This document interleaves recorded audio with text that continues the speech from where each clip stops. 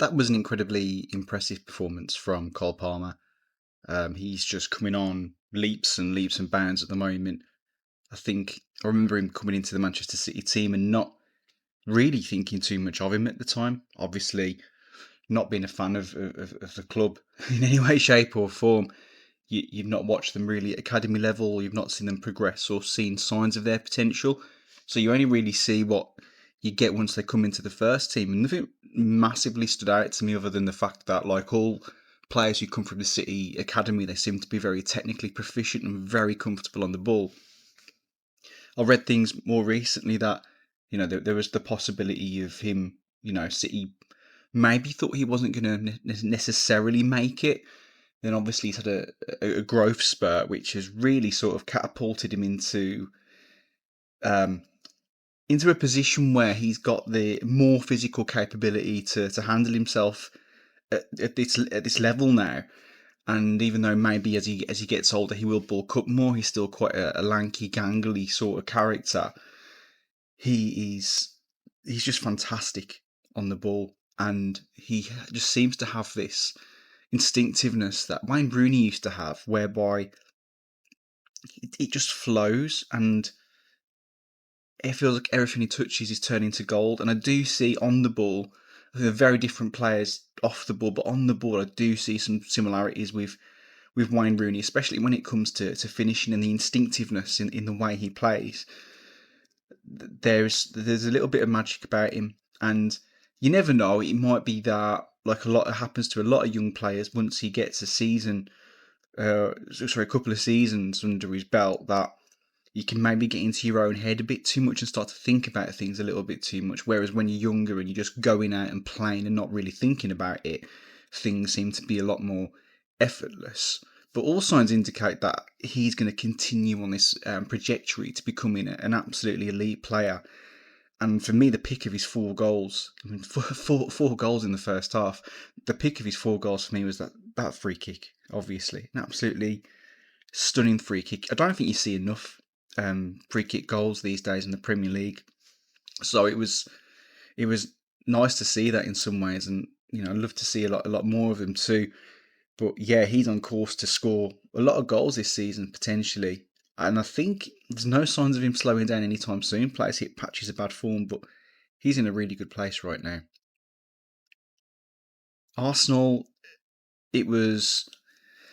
Well, I can't say as a Manchester United fan, I can't say it was good to see their resilience. But I imagine if you're an Arsenal fan, going from being 2-0 up at home to Leicester, seeing that fall back to 2-2, surely you're starting to think, is some of that fragility from yesteryear potentially returning there? Is it coming to haunt us just as, again, we're building some momentum and we're looking really good? Absolutely not. They came out with a 4-2 win. And to be honest, even at 2-2, there was a deflection for the first Leicester goal. An absolutely wonder strike for me from James Justin for his second goal of the game as well. Just an absolutely phenomenal hit. The technique was insane. I don't think you're going to see many better goals this season. You might see some from further out. You might see better dribbles. But it was also, for me, obviously it was a very different type of goal, but reminiscent of the way Garnacho made contact with the overhead kick against Everton last season. That was one of the things that made the goal so special, was obviously how he got himself up, but making such a crisp and clean contact. And it was the same with Justin, and rattling in off the woodwork too just makes it all the better. So I think you could say it was unfortunate for Arsenal to find themselves back at 2-2 suddenly, but they've come out winners again. They're showing they look like they're showing they've got the fight. It's a long season, so anything can happen, but all signs suggest they're going to be well and truly up there again this year. Brentford have found themselves with in the last 3 Premier League games, goals scored in the first minute, which I think it's a record. I don't think that's ever been done before. Brian Mbeumo with an absolute stunning goal as well in the opening of that game. You can't see this continuing again. If it happens again, they must be doing something right. But to do it 3 times in a row, it's just incredible in the first minute of a game too.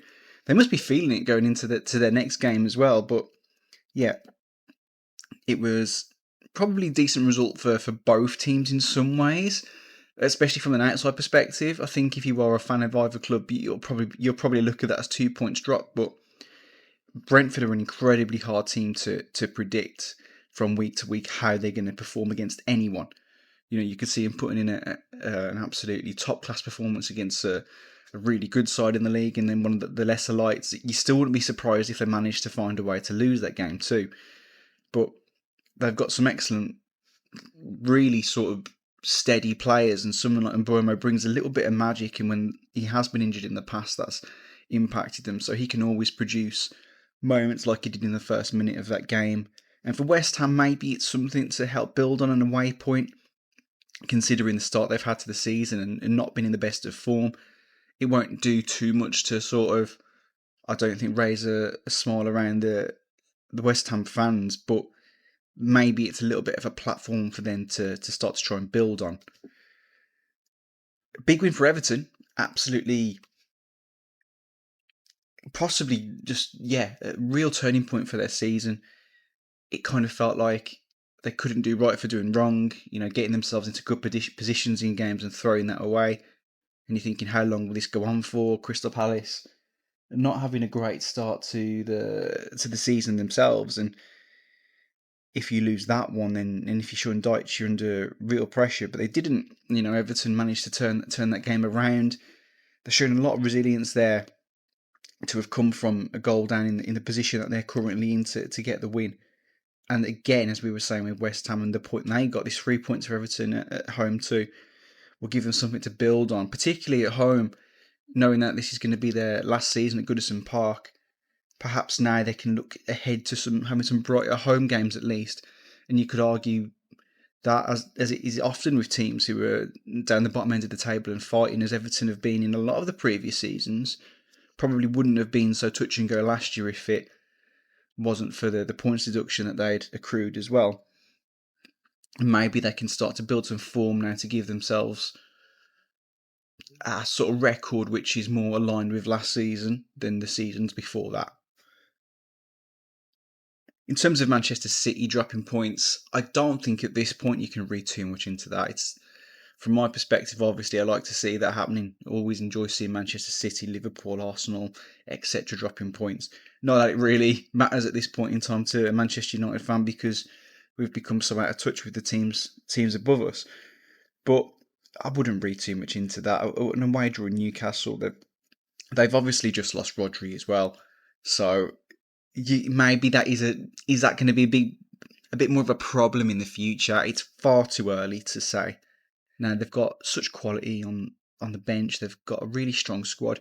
Even if you start looking at names that you don't particularly recognise, we've seen how members of the academy in the past have gone on and done so well elsewhere that I'm pretty sure you could probably bring players into the first team that have been coached in that. Pep's been there so long now that the system will run from top to bottom throughout the club. So if you want to bring somebody in from the academy on the reserves, they will know how to play that game. They've still got immense talent, and maybe without Rodri, they will drop a couple of points here and there. Maybe there'll be a few more draws into the bargain, but more often than not, they're still going to come out of games with the 3 points. So it's early days. It's interesting to see that there might be a little chink in their armour, but these results are going to happen. So yeah, if we see a little bit more of this in the next sort of few weeks after the international break, then we'll probably have a little bit more to talk about. As for the rest of the games over last weekend, we had Fulham with a 1-0 victory away to Nottingham Forest. Really good result for Fulham. I thought that there were two evenly matched teams there who haven't started the season too badly. Both of them have really built themselves up. I've talked in previous weeks about the shape of Forest attack. I had a little look after this game at Nuno's team selection. I'm not necessarily always on board with the picks there.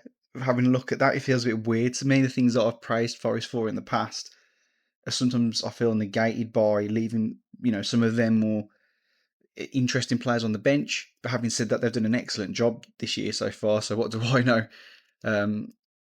Fulham with Marco Silva, they're heading in the right direction. You don't see them being in any sort of trouble this season, and then maybe there's a chance for them to push ahead and look for a top half finish. But they'll be one of many teams trying to do that. But either way, it's a really good 3 points with two quite evenly matched teams there. Wolves won, Liverpool 2. Liverpool looked relatively comfortable to me when Wolves obviously did create chances, and I think they're playing. They've had a really hard start to the season. I don't think we're still at a point where we can start worrying for Wolves, because there are many teams in the league. If they'd had a similar start to the season that Wolves did, you wouldn't expect them to have a win themselves or any more than the point on the board that Wolves do have at this point. So I don't think it's time to worry yet. I think that time will come if they do start, if they fail to pick up points when they come up against the newly promoted teams in particular, and the teams they expect to be competing with this year. But they've had some really tough games so far, and obviously, and the score shows that they ran Liverpool reasonably close in the end. Ipswich 2, Villa 2. Villa have got to find a way to stop going a goal down in games. They really have, and I'm doing this off the after they have just beat Bayern Munich in the Champions League. So if you can find a way to make sure Bayern Munich don't score, then perhaps they have found a way to stop doing that. But in the league, at least, they have got to find a way to stop going behind. It doesn't matter too much when you're coming back into games, but obviously they did turn it around to 2-1 at one point in this game too.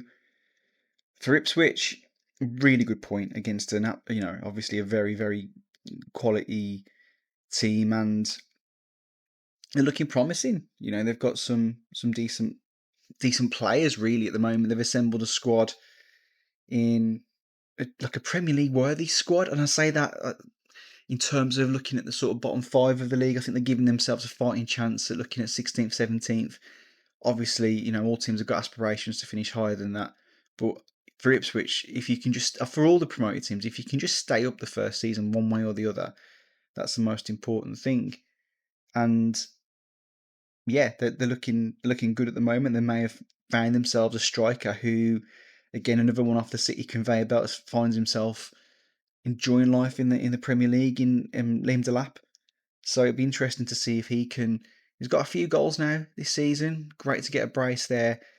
If he can hit double figures for them this year, that'd be a really positive thing for Ipswich. Bournemouth 3, Southampton 1. For me, a really good performance from Bournemouth. Really good result, even against a team who was struggling. It was a very convincing victory. I've mentioned him before on the show, but really curious to see how Semenyo keeps evolving this year. He looks an absolute talent from the clips and the bits that I've seen of him over the past several months, in particular going into the back end of last season and especially the start of this year. He's looking like he is going to be on the brink of a very big move somewhere, probably the end of this year, to be honest. Although I imagine Bournemouth will be asking for an awful lot of money for him, but he just seems to have an extra gear to go to that some players just don't have in their locker, and he's showing he can be a difference maker in games. He just seems to have an energy and a charisma about him. Again, this might just be coming from the form he's in at the moment, which any player can go through those purple patches and maybe put a good year or two together. So, you won't really know what you've got with him until he's put it together over a longer period of time. But players move on before you really ever get to see if they can reach that point, because obviously clubs don't want to miss out to other teams, or they don't want to play it, in some instances, sign a new contract. So it wouldn't surprise me if you're seeing some of the big clubs coming in next year and taking a punt on him, hoping that they can get there before he really cements his status as one of the leading lights in the Premier League, which I think he's slowly on his way towards doing. Now, yes, I've done the usual job of covering Manchester United Tottenham in our You've Only Come to Hear United blog. Podcast, sorry. So yeah, please feel free to check that out.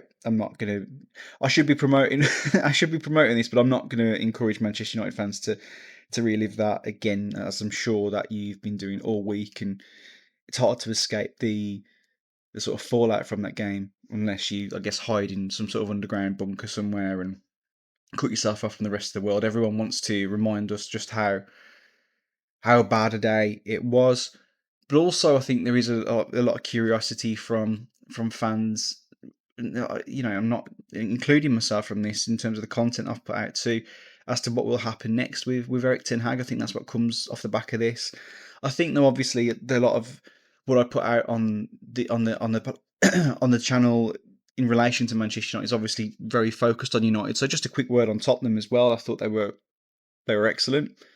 They really pressed us hard, made it very, very difficult for us to play. And on a day when we were not at the races in any way, shape, or form, the form Tottenham showed just meant that defeat was sadly inevitable. I think, even if you'd been playing quite well, I think it would have been a tough game.